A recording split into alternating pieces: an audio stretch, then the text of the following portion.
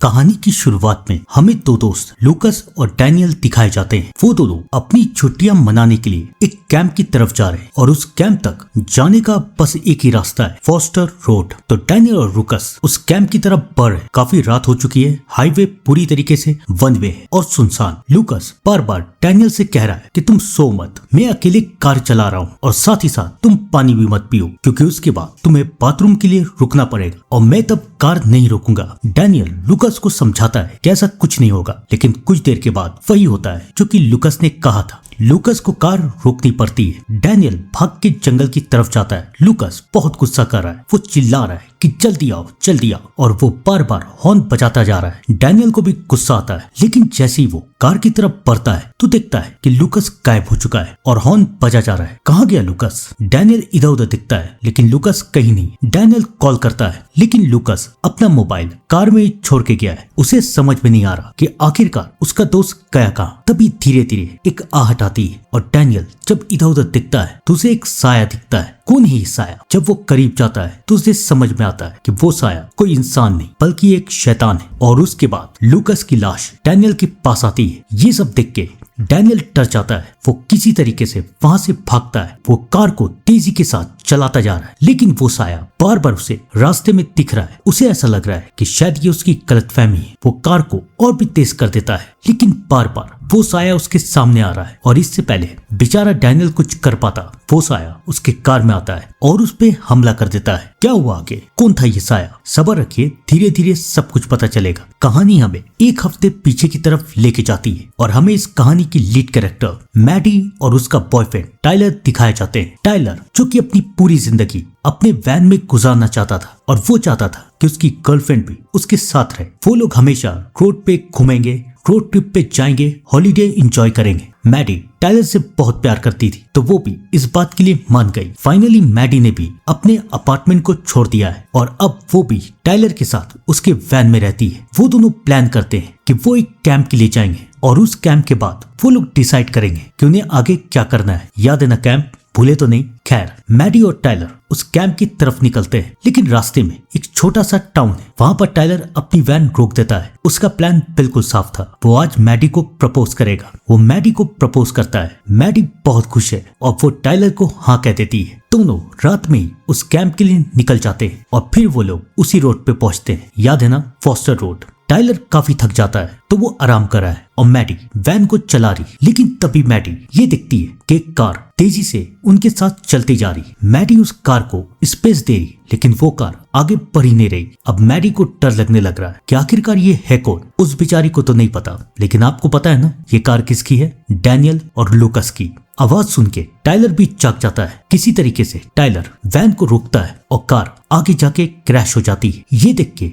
Tyler और Maddie दोनों डर जाते हैं। दोनों वैन को रोकते हैं, कार की तरफ बढ़ते हैं। डैनियल की हालत बहुत खराब है। वो लोग पुलिस को इन्फॉर्म कर देते हैं। थोड़ी देर के बाद पुलिस भी वहां आ जाती है। टाइलर पुलिस से बात कर रहा है, लेकिन तभी मैडी को एहसास होता है कि उनके पीछे एक साया है। वो गौर से देखती है तो जंगल में एक साया है, लेकिन उसके बाद वो वहां से चला जाता है। मैडी को लगता है कि शायद ये उसकी गलती थी। खैर, फाइनली वो लोग वहां से निकलते हैं और रास्ते में टाइलर मैडी को एक गिफ्ट देता है, एक लॉकेट। लेकिन ये लॉकेट कोई मामूली नहीं था, बल्कि ये सेंट क्रिस्टोफर चर्च का था। टाइलर की फैमिली इस चर्च में बहुत मानते थे, तो इसलिए टाइलर ये लॉकेट मैडी को देता है। मैडी को इन सारी बातों पे कोई यकीन नहीं था, तो वो इस लॉकेट को मिरर पे टांग देती है। खैर, फाइनली वो लोग उस कैंप पे पहुंचते हैं। बहुत सारे लोग वहां पर आए, लेकिन तभी उन दोनों का ध्यान वैन की तरफ जाता है। वैन पे 3 स्क्रैच पड़े हुए। कैसे लगे ये स्क्रैच? दोनों को लगता है कि शायद कार की वजह से ये स्क्रैच लग गए होंगे। क्या बड़ी बात है। वो दोनों कैंप घूमने लगते हैं। सब कोई उस कैंपिंग के लिए आए हैं, बहुत बड़े बड़े यूट्यूबर भी, जिसका टाइलर फैन है। टाइलर सबको अपना वैन दिखा रहा है और मैडी शॉपिंग करने के लिए आगे की तरफ जाती है, जहाँ पर उसकी मुलाकात डैनी नाम की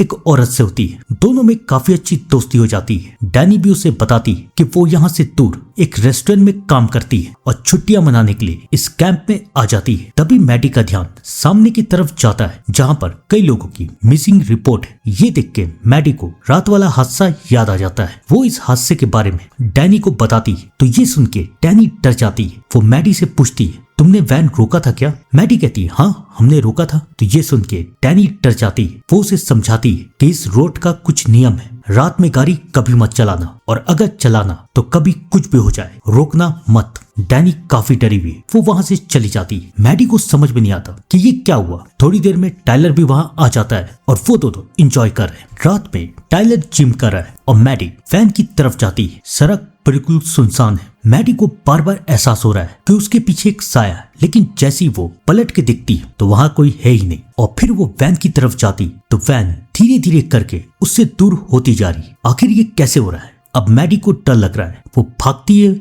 और वैन के अंदर घुसती है और बार बार एक साया उसके पीछे आता जा रहा है। वो वैन के कैमरे को ऑन करती है तो वहां तो कोई नहीं है, लेकिन फिर कैमरा एक बार फिर से ऑन होता है और फाइनली मैडी के सामने वो शैतान आता है। उसे देख के मैडी डर जाती है, लेकिन अब वो शैतान वैन के अंदर आ जाता है और वो धीरे धीरे करके मैडी की तरफ पहुंच जाता है। इससे पहले वो मैडी को मार पाता, मैडी आईने को तोड़ के उस शैतान को मारने की कोशिश करती है और वो लॉकेट उस शैतान पे टच हो जाता है, जिससे वो तड़प के वहां से भाग जाता है। अनजाने में ही सही, लेकिन मैडी ने उस लॉकेट से उस शैतान को कुछ देर के लिए भगा दिया था। मैडी चिल्लाने लगती है और उसकी आवाज सुन के टाइलर वहां आता है। वो टाइलर को सब कुछ बताती है, लेकिन टाइलर को ऐसा लगता है कि कल के हादसे की वजह से मैडी परेशान है। वो मैडी को लेके एक होटल में जाता है। मैडी को अभी भी समझ नहीं आ रहा कि कल क्या हुआ। वो कैमरे की फुटेज चेक करती है तो वहां पर कुछ है ही नहीं। उसे समझ में नहीं आ रहा कि वो क्या करे। तब उसके दिमाग में कल के हादसे के बारे में आता है तो वो न्यूज चेक करती है, जहां पर ये लिखा है कि हाईवे पे एक कार का एक्सीडेंट हो चुका है। क्या खास है इसमें? लेकिन जब मैडी ध्यान से देखती है तो उस कार में भी 3 स्क्रैच है, वैसे ही स्क्रैच जो कि उनके वैन में था। वो टाइलर को फिर बताती है, लेकिन टाइलर उसे समझाता है कि ऐसा कुछ नहीं है, वैसे भी मैंने उस स्क्रैच को ठीक करवा दिया है। मैडी भी टाइलर की बात मान जाती है। अगले दिन वो लोग शॉपिंग के लिए जाते हैं। टाइलर ट्रिप के लिए कुछ सामान खरीद रहा है और तभी मैडी का ध्यान एक बुक की तरफ जाता है और इस बुक में ये लिखा है कि रास्ते के साइन को पहचानिए कि कौन सा साइन क्या कहता है। एक सर्कल और एरो का मतलब है आप यहाँ पर सेफ है, और उस बुक में वो 3 स्क्रैच वाला भी निशान है, जिसका मतलब ये है कि वो आपका पीछा कर रहा है। कौन कर रहा है पीछा? ये सब पढ़ के मैडी को डर लग रहा है, लेकिन टाइलर इन सारी बातों से अनजान था। वो तो कैंपेनिंग में मजे कर रहा है, एंजॉय कर रहा है, और धीरे धीरे मैडी भी ये सारी बातें भूल जाती है। टाइलर मैडी के लिए एक डेट प्लान करता है कि रात में वो लोग जंगल पे प्रोजेक्टर से मूवी देखेंगे। टाइलर मैडी के साथ कुछ वक्त गुजारना चाहता था, लेकिन मैडी का ध्यान अभी भी इन सारे हादसों में। वो टाइलर से कहती है कि हम लोग कब तक ऐसे वैन में घूमते रहेंगे? तुम्हें तो पता है ना कि मैं अनाथ थी, मुझे हमेशा से अपना एक घर चाहिए था। लेकिन टाइलर को कोई घर नहीं चाहिए, क्योंकि उसके घर में उसके मम्मी और पापा हमेशा लड़ते रहते थे, तो इसलिए टाइलर को घर से नफरत हो गई। वो अपनी पूरी जिंदगी ऐसे ट्रिप में गुजारना चाहता था। दोनों के बीच में काफी बहस हो रही है, लेकिन तभी वहाँ पर एक हंसने की आवाज आती है। दोनों सामने की तरफ देखते हैं तो सामने पर्दे से एक साया बाहर निकल के आ रहा है। मैडी तो समझ जाती है कि वो कौन है, लेकिन जब टाइलर वहाँ पड़ता है तो वो साया वहाँ से गायब हो चुका है और पूरे जंगल से हंसने की आवाज आ रही, कुर्राने की आवाज आ रही। वो लोग इधर उधर देख रहे हैं, लेकिन कहीं भी कुछ भी नहीं है। और फाइनली वो शैतान उनके सामने आ जाता है और अब टाइलर ने भी उसे देख लिया है। दोनों डर के मारे फैन के अंदर भागते हैं और वो शैतान हंसता जा रहा है। मैडी चिल्लाती है, चलो यहाँ से चलो, लेकिन चाबी तो बाहर ही छूट गई। अब क्या होगा? टाइलर किसी तरीके से बाहर की तरफ जाता है, लेकिन इससे पहले वो इस चाबी को उठा पाता, वो शैतान उसके ऊपर हमला कर देता है, लेकिन वो उसे मारता नहीं। क्यों? खैर, टाइलर किसी तरीके से उठ के वहां से भागता है और अब उस दोनों को समझ में नहीं आ रहा कि वो लोग क्या करें। किसी तरीके से वो लोग वहां से भागते हैं और अपनी जान बचाने के लिए एक रेस्टोरेंट में रुक जाते हैं। टाइलर बहुत डर चुका है, उसे समझ में नहीं आ रहा कि ये क्या हो रहा है। और तब मैडी टाइलर को सब कुछ बताती है कि ये शैतान हमारे पीछे इसलिए पड़ा है क्योंकि हम उस रोड पे रुके थे। इस शैतान ने जानबूझ के हमारे सामने उस कार का एक्सीडेंट करवाया था ताकि हम लोग रुक जाए और वो हमारा शिकार कर सके। उस रोड का एक नियम है, आपको किसी भी हालत में रात में रुकना नहीं है, क्योंकि अगर आप रुक गए तो फिर वो शैतान आपका शिकार करेगा। और फिर मैडी टाइलर को बताती है कि हमारे कार पे जो निशान है उसका यही मतलब है। ये सब सुन के टाइलर डर जाता है। वो कहता है कि शापित वो वैन है ना, तो हम उस वैन को छोड़ देते हैं, उसे जला देते हैं। लेकिन मैडी उसे समझाती है कि अब शाप उस वैन को नहीं, हमें लग चुका है, हम जहाँ भी जाएंगे वो हमारा पीछा करेगा तब तक जब तक वो हमें मार ना दे। टाइलर को समझ में नहीं आ रहा कि वो क्या करे। डैनी भी सोचने की काफी कोशिश करती है। तब उसका ध्यान एक मैप की तरफ जाता है और उस मैप में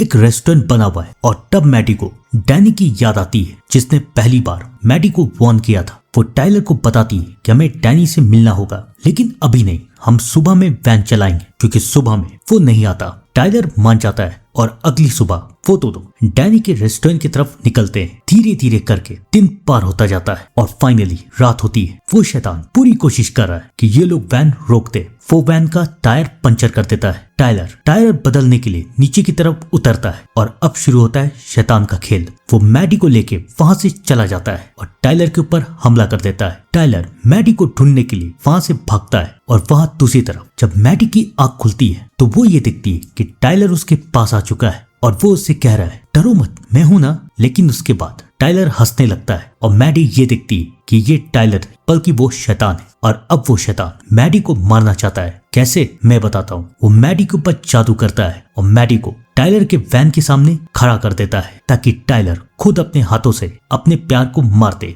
लेकिन एंड टाइम पे टाइलर वैन को रोक देता है और अपने प्यार को बचा लेता है। शैतान अब भी हंस रहा है, लेकिन वो इन्हें मार क्यों नहीं रहा? सब्र रखिए, आगे हमें ये बात जरूर पता चलेगी। किसी तरीके से वो अपनी जान बचा के उस रेस्टोरेंट की तरफ जाते हैं जहाँ पर डैनी, वो लोग डैनी से मिलते हैं और डैनी को सब कुछ बता देते हैं। लेकिन जब ये बात डैनी सुनती है तो वो डरने लगती है क्योंकि अब उनके पीछे वो शैतान भी यहाँ पर आएगा। डैनी सबको कहती है, यहाँ से भागो, यहाँ से भागो। लेकिन टाइलर और मैडी डैनी के सामने गिड़गिड़ा रहे, उससे मदद मांग रहे कि प्लीज हमारी मदद कर दो। डैनी उन लोगों को बताती है कि शैतान को रोकना नामुमकिन है, कोई भी शैतान से बच नहीं पाया। वो तुम्हें इसलिए अभी तक मार नहीं रहा क्योंकि उसे तुम लोगों के साथ खेलने में मजा आ रहा है और जब उसका मजा बंद हो जाएगा तो वो तुम्हें भी मार देगा। टाइलर को समझ में नहीं आ रहा कि वो लोग क्या करे, लेकिन तब डैनी को याद आता है कि पहली बार जब उस शैतान ने उनके ऊपर हमला किया था तो गलती से उसने लॉकेट से उस शैतान को भगा दिया था। वो ये बात डैनी को बताती है तो डैनी मैडी से कहती है कि बहुत साल पहले ये खबर थी कि उस शैतान को सेंट क्रिस्टोफर चर्च में ही ले जाके मारा जा सकता है। मैंने सुना है कि वो रेगिस्तान के बीचों बीच है। अगर तुम्हारी किस्मत हो तो तुम शायद वहां तक पहुंच जाओ, मैं तुम्हें वहां तक लेके जा सकती हूँ। डैनी फाइनली इन दोनों की मदद के लिए मान जाती है और ये बात उस शैतान को पसंद नहीं आती। वो उन दोनों के सामने डैनी को मार देता है। दोनों के दोनों डर जाते, उन्हें समझ में नहीं आ रहा कि वो क्या करें। लेकिन फिर वो लोग ये डिसाइड करते हैं कि वो लोग उस शैतान को मार के ही रहेंगे, चाहे इसकी कीमत कुछ भी हो। फाइनली वो लोग उस चर्च को ढूंढने के लिए जंगल के बीचों बीच निकल पड़ते हैं। मरने से पहले डैनी ने उन्हें बताया था कि अगर उस चर्च को ढूंढना है तो हर साइन को देखो, समझो, और वो लोग वैसे ही करते हैं। उनके सामने कई साइन आते हैं कि यहाँ पर है सेफ, यहाँ पर है सेफ, और उन साइन का पीछा करते हुए वो लोग चर्च की तरफ जा रहे। शैतान को ये बात पसंद नहीं आती। फाइनली वो लोग वहां तक पहुंच जाते हैं, लेकिन शैतान उन्हें रोकने के लिए उनके सामने लाशों के ढेर लगा देता है। टाइलर मैडी को समझाता है कि हमें वहां तक जाना ही पड़ेगा। किसी तरीके से मैडी लाशों को कुचलते हुए वहां तक जाने की कोशिश करी, लेकिन अब शैतान को गुस्सा आ जाता है। वो उनके वैन में आता है और उनके ऊपर हमला कर देता है। पहले तो वो लोग लॉकेट की मदद से उसे रोकने की कोशिश करते हैं, लेकिन बेचारे रोक नहीं पाते। सबसे पहले वो शैतान टाइलर को वैन से बाहर फेंक देता है, लेकिन इससे पहले वो मैडी को मार पाता। फाइनली मैडी उस चर्च तक पहुंच जाती और वहां पर जाने के बाद वो शैतान तड़पने लगता है। मैडी समझ जाती कि यही एक मौका है इसे मारने का। वो उसे अंदर की तरफ लेके जाती, जहां पर एक तरफ वो शैतान मैडी को मारने की कोशिश कर रहा था, वहीं दूसरी तरफ मैडी उसे यहाँ पर रोक के खत्म करने की कोशिश। फाइनली जीत होती है मैडी की। मैडी उस शैतान को मार देती है, लेकिन अब आसपास के जंगल में आग लग चुकी है और इससे पहले मैडी मर पाती। फाइनली टाइलर भी आ जाता है और वो उसे बचा लेता है। उन दोनों ने मिलके एक ऐसे शैतान को खत्म कर दिया जिससे आज तक कोई नहीं बच पाया। थोड़ी देर में वहां पर पुलिस, एम्बुलेंस सब आ जाती है और अब ये दोनों बच चुके हैं। लेकिन मुझे लगता है कि इसका पार्ट 2 भी बन सकता है। आपको क्या लगता है? कमेंट करके जरूर बताइएगा। तब तक के लिए thank you and good bye.